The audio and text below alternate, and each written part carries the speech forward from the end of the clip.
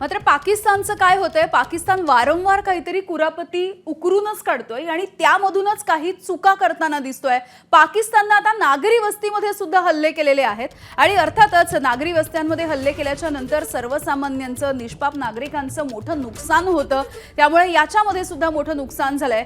जम्मू काश्मीरच्या उरी परिसरामधली ही दृश्य आपण आपल्या प्रेक्षकांना दाखवूया की नागरी वस्तीमधली जी घरं आहेत, दुकानं आहेत, ही या सगळ्याचं मोठं नुकसान झालंय। पाकिस्तानच्या हल्ल्यामध्ये काही निष्पाप नागरिक जे आहेत ते होरपळलेले सुद्धा आपण पाहतोय। एक भीती आणि काहीसा तणाव अशी सगळी परिस्थिती आपल्या सीमेलगतच्या भागांमध्ये आपण बघतोय।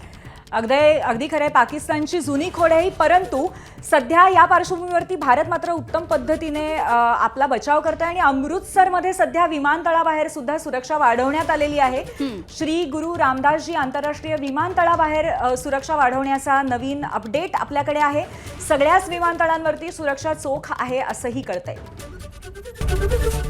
एबीपी माझा, उघडा डोळे बघा नीट।